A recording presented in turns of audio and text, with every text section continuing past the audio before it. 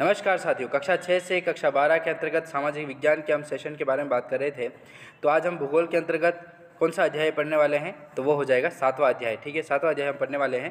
हमारा ब्रह्मांड पहला अध्याय हमने पढ़ चुका थे, 1 से लेकर 7 तक हम पढ़ चुके हैं।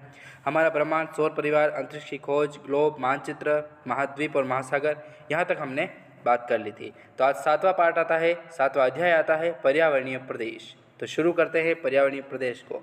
पर्यावरणीय प्रदेश के महत्वपूर्ण प्रश्न आपको आगामी एग्जाम्स, जो आपके कॉम्पिटिटिव एग्जाम्स आने वाले हैं, उनमें आपको कहीं न कहीं देखने को मिलेंगे।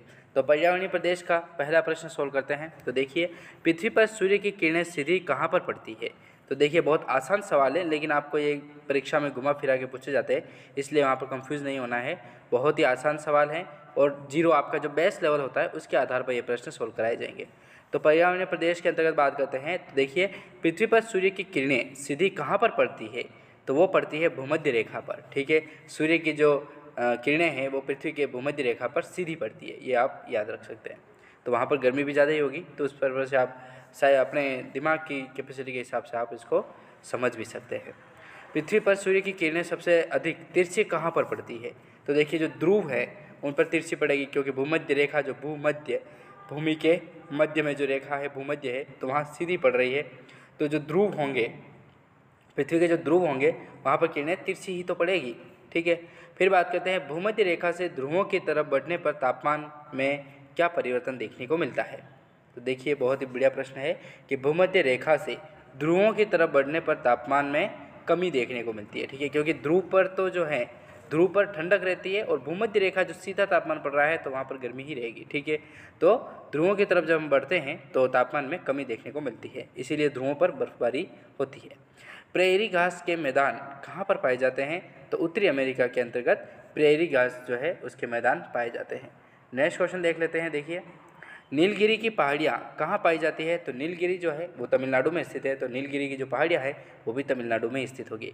अन्नामलाई की पहाड़ियाँ कहाँ स्थित है। तो अन्नामलाई जो है वो तमिलनाडु व केरल में स्थित है। अन्नामलाई की पहाड़ियाँ तमिलनाडु और केरल से सीमा बनाती है। स्टेपी घास के मैदान कहाँ पाए जाते हैं। तो स्टेपी जो घास है उसके मैदान यूरोप में पाए जाते हैं।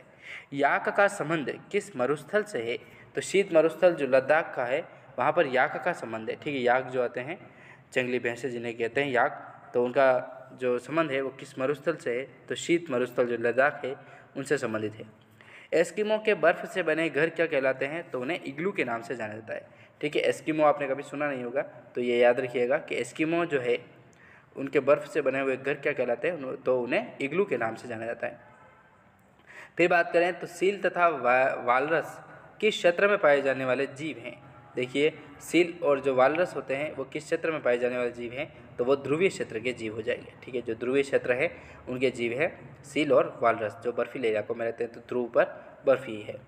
2 अक्षांशों के बीच स्थित विशेष परिस्थितियों वाला क्षेत्र किस नाम से जाना जाता है। तो जो उन्हें नाम से जाना जाता है वो है कटिबंध। कटिबंध के नाम से जाना जाता है 2 अक्षांशों के बीच स्थित विशेष परिस्थितियों वाला क्षेत्र। रेत के टीले अन्य किस नाम से जाने जाते हैं। तो धोरे। ठीक है, जैसलमेर बाड़मेर जो अपना जोधपुर का इलाका आता है, वहाँ रेत के टीले जो हैं उन्हें धोरों के नाम से जाना जाता है। ठीक है दोस्तों, तो ये हमने बात की है। और नेक्स्ट हमारा टॉपिक रहेगा हमारा सामाजिक परिवेश। ठीक है, यहाँ से भी आपका प्रश्न पुटअप होते हैं कॉम्पिटिटिव एग्जाम्स में। तो ठीक है दोस्तों, मिलते हैं नेक्स्ट वीडियो में। तब तक के लिए जय हिंद, जय भारत। और आपने अंत तक इस वीडियो को देखा है तो आपका तहे दिल से बहुत बहुत धन्यवाद। ठीक है दोस्तों, जय श्री राम।